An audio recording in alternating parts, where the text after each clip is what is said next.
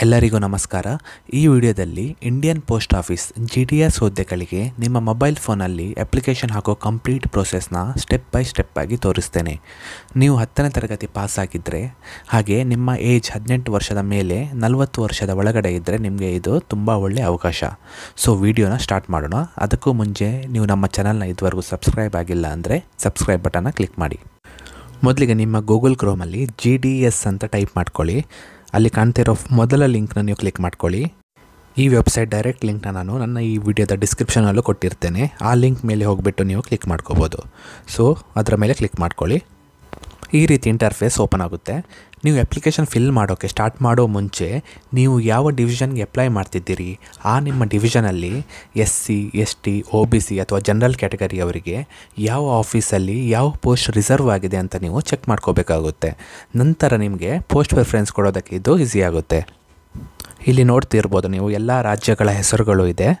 ಅಲ್ಲಿ ನೀವು ಕರ್ನಾಟಕನ ನೀವು ಸೆಲೆಕ್ಟ್ ಮಾಡ್ಕೊಳ್ಳಿ. ಕರ್ನಾಟಕ ಸರ್ಕಲ್ನ ಎಲ್ಲ ಡಿವಿಷನ್ನ ನೀವು ಇಲ್ಲಿ ನೋಡ್ಬೋದು. ನೀವು ಯಾವ ಡಿವಿಷನ್ಗೆ ನೀವು ಅಪ್ಲೈ ಮಾಡಬೇಕು ಅಂತ ಇದ್ದೀರಿ ಆ ಡಿವಿಷನ್ನ ನೀವು ಇಲ್ಲಿ ಸೆಲೆಕ್ಟ್ ಮಾಡ್ಕೊಳ್ಳಿ. ನಾನು ಎಕ್ಸಾಂಪಲ್ಗೆ ನಾನು ಉಡುಪಿ ಅಂತ ಸೆಲೆಕ್ಟ್ ಮಾಡ್ಕೊಳ್ತೇನೆ. ನಂತರ ಅಲ್ಲಿ ವ್ಯೂ ಪೋಸ್ಟ್ ಅಂತ ಇದೆ, ಅದರ ಮೇಲೆ ಕ್ಲಿಕ್ ಮಾಡ್ಕೊಳ್ಳಿ. ಆವಾಗ ಎಲ್ಲ ಡೀಟೇಲ್ಸ್ ಇಲ್ಲಿ ಶೋ ಆಗುತ್ತೆ. ಮೊದಲ ಕಾಲಮಲ್ಲಿ ನೀವು ಸೆಲೆಕ್ಟ್ ಮಾಡಿರೋ ಡಿವಿಷನ್ ಹೆಸರು ಇರುತ್ತೆ. ಎರಡನೇ ಕಾಲಮಲ್ಲಿ ಆ ಡಿವಿಷನಲ್ಲಿ ಬರೋ ಎಲ್ಲ ಆಫೀಸ್ ನೇಮ್ಗಳು ಇರುತ್ತವೆ. ಮೂರನೇ ಕಾಲಮಲ್ಲಿ ಯಾವ ಆಫೀಸಲ್ಲಿ ಯಾವ ಕ್ಯಾಟಗರಿಯವರಿಗೆ ಪೋಸ್ಟ್ ರಿಸರ್ವ್ ಆಗಿದೆ ಅಂತ ಇರುತ್ತೆ.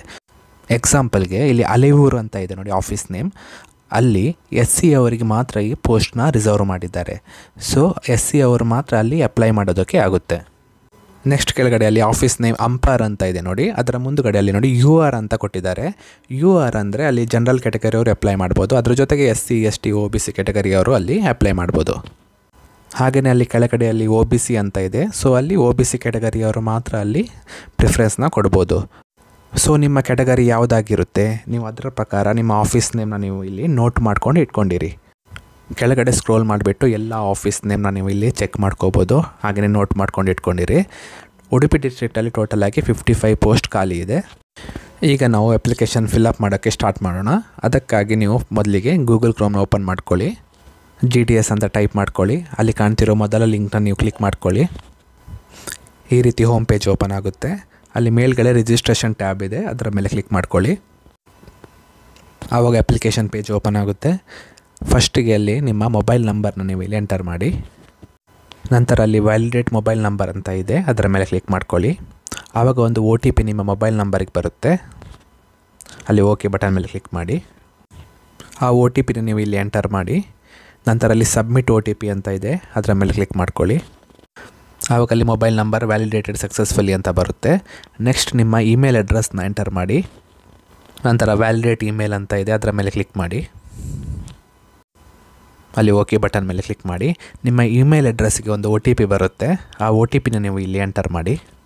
ನಂತರ ಅಲ್ಲಿ ಸಬ್ಮಿಟ್ OTP ಮೇಲೆ ಕ್ಲಿಕ್ ಮಾಡಿ. ಇಮೇಲ್ ವ್ಯಾಲಿಡೇಟೆಡ್ ಸಕ್ಸಸ್ಫುಲಿ ಅಂತ ಬಂದಿದೆ.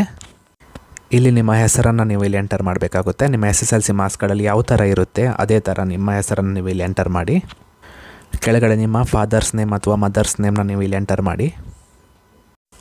ನೆಕ್ಸ್ಟ್ ನಿಮ್ಮ ಡೇಟ್ ಆಫ್ ಬರ್ತ್ನ ನೀವು ಇಲ್ಲಿ ಸೆಲೆಕ್ಟ್ ಮಾಡ್ಕೊಳ್ಳಿ. ನೆಕ್ಸ್ಟ್ ನಿಮ್ಮ ಜೆಂಡರ್ನ ಸೆಲೆಕ್ಟ್ ಮಾಡ್ಕೊಳ್ಳಿ. ಮೇಲ್ ಫೀಮೇಲ್ ಅಂತ ಆಪ್ಷನ್ ಇದೆ, ಅದನ್ನು ಸೆಲೆಕ್ಟ್ ಮಾಡ್ಕೊಳ್ಳಿ. ನೆಕ್ಸ್ಟ್ ನಿಮ್ಮ ಕಮ್ಯುನಿಟಿನ ಸೆಲೆಕ್ಟ್ ಮಾಡ್ಕೊಳ್ಳಿ. ಜನರಲ್ ಆಗಿದ್ದರೆ UR ಅಂತ ಸೆಲೆಕ್ಟ್ ಮಾಡ್ಕೊಳ್ಳಿ. OBC ಆಗಿದ್ದರೆ OBC SC ಮತ್ತು ST ಆಪ್ಷನು ಇಲ್ಲಿ ಕೊಟ್ಟಿದ್ದಾರೆ.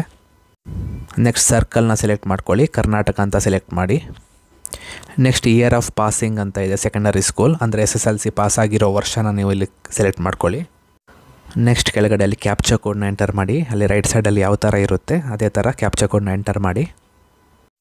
ನಂತರ ಅಲ್ಲಿ ಸಬ್ಮಿಟ್ ಆಪ್ಷನ್ ಮೇಲೆ ಕ್ಲಿಕ್ ಮಾಡಿ. ನೆಕ್ಸ್ಟ್ ಇಲ್ಲಿ ನಿಮ್ಮ ಆಧಾರ್ ಕಾರ್ಡ್ ನಂಬರ್ನ ನೀವು ಇಲ್ಲಿ ಎಂಟರ್ ಮಾಡಬೇಕು. ನೆಕ್ಸ್ಟ್ ನಿಮ್ಗೆ ಏನಾದರೂ ಡಿಸೇಬಿಲಿಟೀಸ್ ಇದೆಯಾ ಅಂತ ಕೇಳ್ತಾ ಇದೆ. ಸೊ ಅಲ್ಲಿ ಎಸ್ ಆದರೆ ಎಸ್, ಇಲ್ಲಾಂದರೆ ನೋ ಅಂತ ಸೆಲೆಕ್ಟ್ ಮಾಡ್ಕೋಬೋದು. ನೆಕ್ಸ್ಟ್ ಕಾಲಮಲ್ಲಿ ನೀವು SSLCಲಿ ಓದಿರೋ ಲ್ಯಾಂಗ್ವೇಜಸ್ನ ನೀವು ಇಲ್ಲಿ ಕೊಡಬೇಕಾಗುತ್ತೆ. ನಾನು ಇಂಗ್ಲೀಷ್, ಕನ್ನಡ ಹಾಗೆಯೇ ಹಿಂದಿನ ಸೆಲೆಕ್ಟ್ ಮಾಡ್ಕೊಳ್ತೇನೆ. ನೀವು ಯಾವ ಲ್ಯಾಂಗ್ವೇಜ್ ಓದಿರ್ತೀರಿ ಆ ಲ್ಯಾಂಗ್ವೇಜ್ನ ನೀವು ಇಲ್ಲಿ ಸೆಲೆಕ್ಟ್ ಮಾಡ್ಕೋಬೋದು. ನೆಕ್ಸ್ಟ್ ಕಾಲಮಲ್ಲಿ ನೀವು ಪ್ರೆಸೆಂಟಾಗಿ ಎಲ್ಲಿಯಾದರೂ ಕೆಲಸ ಮಾಡ್ತಿದ್ದೀರಾ ಅಂತ ಕೇಳ್ತಾ ಇದೆ. ಎಸ್ ಆದರೆ ಎಸ್, ಇಲ್ಲಾಂದರೆ ನೋ ಅಂತ ಸೆಲೆಕ್ಟ್ ಮಾಡ್ಕೊಳ್ಳಿ. ನೆಕ್ಸ್ಟ್ ನಿಮ್ಮ ಫೋಟೋ ಮತ್ತು ಸಿಗ್ನೇಚರ್ನ ಅಪ್ಲೋಡ್ ಮಾಡಬೇಕಾಗುತ್ತೆ. ನಿಮ್ಮ ಫೋಟೋ ಸೈಜ್ 50 KB ಕಮ್ಮಿ ಇರಬೇಕು. ಹಾಗೆಯೇ ನಿಮ್ಮ ಸಿಗ್ನೇಚರ್ ಸೈಜ್ 20 KB ಕಮ್ಮಿ ಇರಬೇಕು. ಒಂದು ವೇಳೆ ನಿಮ್ಮ ಹತ್ರ ಇರೋ ಫೋಟೋ ಸೈಜ್ ಮತ್ತು ಸಿಗ್ನೇಚರ್ ಸೈಜ್ ಇಲ್ಲಿ ಕೊಟ್ಟಿರೋ ಸೈಜ್ಗಿಂತ ಜಾಸ್ತಿ ಏನಾದರೂ ಇದ್ದರೆ ನನ್ನ ಹಳೆಯ ವಿಡಿಯೋ ಅಂದರೆ ನನ್ನ ಲಾಸ್ಟ್ ವಿಡಿಯೋದಲ್ಲಿ ಒಂದು RRB ಗ್ರೂಪ್ ಡಿ ಹುದ್ದೆಗೆ ಒಂದು ನಾನು ವಿಡಿಯೋ ಮಾಡಿದ್ದೇನೆ. ಸೊ ಅದರಲ್ಲಿ ಆ ವಿಡಿಯೋದ ಮಧ್ಯಭಾಗದಲ್ಲಿ ಈ ಫೋಟೋ ಮತ್ತು ಸಿಗ್ನೇಚರ್ನ ಹೇಗೆ ರೀಸೈಜ್ ಮಾಡೋದು ಅಂತ ಹೇಳಿದ್ದೇನೆ. ಸೊ ಅದನ್ನು ನೋಡಿಬಿಟ್ಟು ನೀವು ಇಲ್ಲಿ ಫೋಟೋನ ಅಪ್ಲೋಡ್ ಮಾಡ್ಬೋದು. ಅಲ್ಲಿ ಚೂಸ್ ಫೈಲ್ ಮೇಲೆ ಕ್ಲಿಕ್ ಮಾಡ್ಕೊಳ್ಳಿ. ನಿಮ್ಮ ಮೊಬೈಲ್ ಫೋನಲ್ಲಿ ಅಥವಾ ನಿಮ್ಮ ಕಂಪ್ಯೂಟ್ರಲ್ಲಿ ಇರೋ ನಿಮ್ಮ ಫೋಟೋನ ನೀವು ಇಲ್ಲಿ ಸೆಲೆಕ್ಟ್ ಮಾಡ್ಕೋಬೇಕು. ಇಲ್ಲಿ ನೋಡ್ಬೋದು ಫೋಟೋ ಅಪ್ಲೋಡ್ ಆಯಿತು. ನೆಕ್ಸ್ಟ್ ನಿಮ್ಮ ಸಿಗ್ನೇಚರ್ನ ನೀವು ಇಲ್ಲಿ ಅಪ್ಲೋಡ್ ಮಾಡಬೇಕು. ನೆಕ್ಸ್ಟ್ ಅಲ್ಲಿ ಚೂಸ್ ಫೈಲ್ ಮೇಲೆ ಕ್ಲಿಕ್ ಮಾಡಿ ನಿಮ್ಮ ಮೊಬೈಲ್ ಫೋನಲ್ಲಿರೋ ನಿಮ್ಮ ಸಿಗ್ನೇಚರ್ನ ನೀವು ಇಲ್ಲಿ ಸೆಲೆಕ್ಟ್ ಮಾಡ್ಕೊಳ್ಳಿ. ನಿಮ್ಮ ಫೋಟೋ ಸಿಗ್ನೇಚರ್ ಎರಡೂ ಅಪ್ಲೋಡ್ ಆಗಿದೆ. ಕೆಳಗಡೆ ಸಬ್ಮಿಟ್ ಬಟನ್ ಮೇಲೆ ಕ್ಲಿಕ್ ಮಾಡಿ. ಒಂದು ಸಲ ನಿಮ್ಮ ಎಲ್ಲ ಪ್ರಿವ್ಯೂನ ಚೆಕ್ ಮಾಡ್ಕೊಳ್ಳಿ. ನೀವು ಕೊಟ್ಟಿರೋ ಡೀಟೇಲ್ಸ್ ಎಲ್ಲ ಕರೆಕ್ಟಾಗಿದೆಯಾ ಇಲ್ಲೋ ಅಂತ ಚೆಕ್ ಮಾಡ್ಕೊಳ್ಳಿ. ನಂತರ ಅಲ್ಲಿ ಕೆಳಗಡೆ ಒಂದು ಸ್ಮಾಲ್ ಚೆಕ್ ಬಾಕ್ಸ್ ಉಂಟು, ಅದನ್ನು ಕ್ಲಿಕ್ ಮಾಡ್ಕೊಳ್ಳಿ. ನಂತರ ಅಲ್ಲಿ ಸಬ್ಮಿಟ್ ಬಟನ್ ಮೇಲೆ ಕ್ಲಿಕ್ ಮಾಡಿ.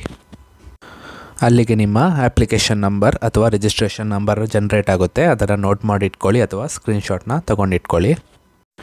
ನೆಕ್ಸ್ಟ್ ಅಲ್ಲಿ ಕಂಟಿನ್ಯೂ ಟು ಅಪ್ಲೈ ಅಂತ ಟ್ಯಾಬ್ ಇದೆ, ಅದರ ಮೇಲೆ ಕ್ಲಿಕ್ ಮಾಡ್ಕೊಳ್ಳಿ. ನೆಕ್ಸ್ಟ್ ನಿಮ್ಮ ಸರ್ಕಲ್ನ ಸೆಲೆಕ್ಟ್ ಮಾಡ್ಕೋಬೇಕು.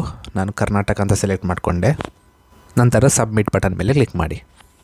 ನಿಮ್ಮ ಮೊಬೈಲ್ ನಂಬರ್ಗೆ ಒಂದು OTP ಬರುತ್ತೆ. ಅಲ್ಲಿ ಓಕೆ ಬಟನ್ ಮೇಲೆ ಕ್ಲಿಕ್ ಮಾಡಿ. ಆ OTPನ ನೀವು ಇಲ್ಲಿ ಎಂಟರ್ ಮಾಡಿ. ನಂತರ ಕೆಳಗಡೆ ಅಲ್ಲಿ ಒಂದು ಕ್ಯಾಪ್ಚಾ ಕೋಡ್ ಇದೆ, ಸೇಮ್ ಅದೇ ಥರ ಅಲ್ಲಿ ಎಂಟರ್ ಮಾಡಿ. ನೆಕ್ಸ್ಟ್ ಟ್ಯಾಬ್ ಮೇಲೆ ಕ್ಲಿಕ್ ಮಾಡಿ. ನೆಕ್ಸ್ಟ್ ನಿಮ್ಮ ಕಮ್ಯುನಿಕೇಷನ್ ಅಡ್ರೆಸ್, ನಿಮ್ಮ ಪ್ರೆಸೆಂಟ್ ಅಡ್ರೆಸ್ನ ನೀವು ಇಲ್ಲಿ ಎಂಟರ್ ಮಾಡಬೇಕು. ನಿಮ್ಮ ಡೋರ್ ನಂಬರ್, ಸ್ಟ್ರೀಟ್, ವಿಲೇಜ್ ಎಲ್ಲನೂ ನೀವು ಇಲ್ಲಿ ಎಂಟರ್ ಮಾಡ್ಕೊಳ್ಳಿ. ನಿಮ್ಮ ಕಮ್ಯುನಿಕೇಷನ್ ಅಡ್ರೆಸ್ ಮತ್ತು ಪರ್ಮನೆಂಟ್ ಅಡ್ರೆಸ್ ಎರಡೂ ಸೇಮ್ ಆಗಿದ್ದರೆ ಅಲ್ಲಿ ಮೇಲ್ಗಡೆ ಒಂದು ಚೆಕ್ ಬಾಕ್ಸ್ ಉಂಟು ನೋಡಿ, ಅದನ್ನು ಕ್ಲಿಕ್ ಮಾಡ್ಕೊಳ್ಳಿ. ಆಗ ಸೇಮ್ ಅಡ್ರೆಸ್ ಅಲ್ಲಿ ಕಾಪಿ ಆಗುತ್ತೆ.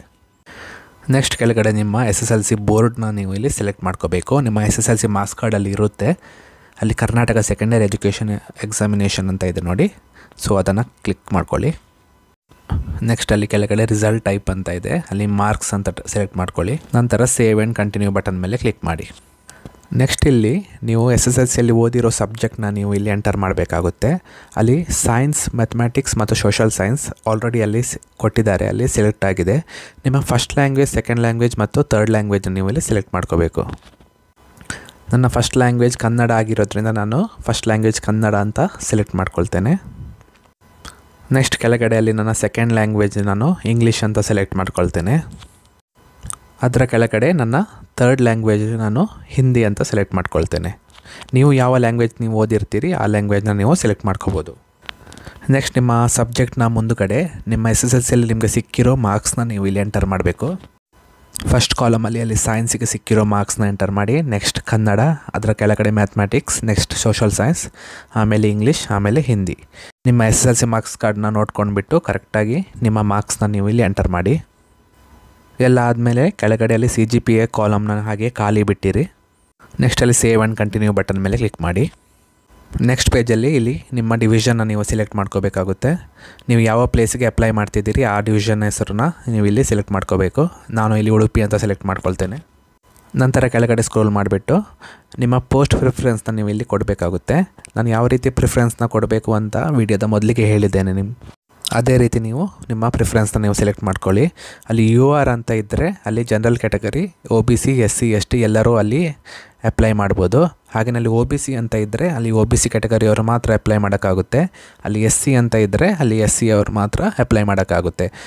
ನಾನು OBC ಕ್ಯಾಟಗರಿಯಲ್ಲಿ ಅಪ್ಲೈ ಮಾಡಿರೋದ್ರಿಂದ ನಾನು OBC ಅಲ್ಲಿ ರಿಸರ್ವ್ ಆಗಿರೋ ಹುದ್ದೆಗಳ ಮುಂದುಗಡೆ ನಂಬರ್ಸ್ನ ಕೊಡ್ತಾ ಹೋಗ್ತಾ ಇದ್ದೇನೆ ನೋಡಿ. ಅಲ್ಲಿ 1 2 3 4 5 6 ಅಂತ ಎಷ್ಟು ಬೇಕಾದ ನಂಬರ್ಸ್ನ ನೀವು ಆ ಹುದ್ದೆಗಳ ಮುಂದೆ ಕೊಡ್ತಾ ಹೋಗ್ಬೋದು. ಇಲ್ಲಿ ಪೇಜ್ ಇರುತ್ತೆ, ಎಲ್ಲ ಪೇಜ್ನ ನೀವು ಸೆಲೆಕ್ಟ್ ಮಾಡಿಕೊಂಡು ಎಲ್ಲ ಪೇಜಲ್ಲಿರೋ ಹುದ್ದೆಗಳ ಮುಂದೆ ನೀವು ಪ್ರಿಫರೆನ್ಸ್ ನಂಬರ್ಸ್ನ ನೀವು ಕೊಡ್ತಾ ಹೋಗ್ಬೋದು. ಎಲ್ಲ ನಂಬರ್ಸ್ ಕೊಟ್ಟಾದಮೇಲೆ ಅಲ್ಲಿ ಚೆಕ್ ಬಾಕ್ಸ್ ಇದೆ, ಅದನ್ನು ಕ್ಲಿಕ್ ಮಾಡ್ಕೊಳ್ಳಿ. ನಂತರ ಅಲ್ಲಿ ಸೇವ್ ಆ್ಯಂಡ್ ಪ್ರೊಸೀಡ್ ಬಟನ್ ಮೇಲೆ ಕ್ಲಿಕ್ ಮಾಡಿ. ನಂತರ ಅಲ್ಲಿ ಓಕೆ ಬಟನ್ ಮೇಲೆ ಕ್ಲಿಕ್ ಮಾಡಿ. ನೆಕ್ಸ್ಟ್ 100 ರೂಪೀಸ್ ಪೇಮೆಂಟ್ ಆಪ್ಷನ್ ಬರುತ್ತೆ. ಆದರೆ ವುಮೆನ್ಸ್ ಕ್ಯಾಂಡಿಡೇಟ್ ಹಾಗೆಯೇ SC ST ಅವರಿಗೆ ಯಾವುದೇ ಪೇಮೆಂಟ್ ಇರಲ್ಲ. ಡೈರೆಕ್ಟಾಗಿ ನಿಮ್ಮ ಅಪ್ಲಿಕೇಶನ್ ಪ್ರಿಂಟ್ಔಟ್ ತೊಗೋಬೋದು.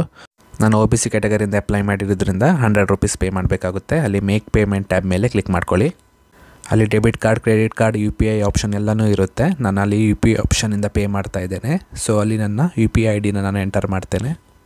ನಂತರ ಮೇಕ್ ಪೇಮೆಂಟ್ ಆಪ್ಷನ್ ಮೇಲೆ ಕ್ಲಿಕ್ ಮಾಡ್ಕೊಳ್ಳಿ.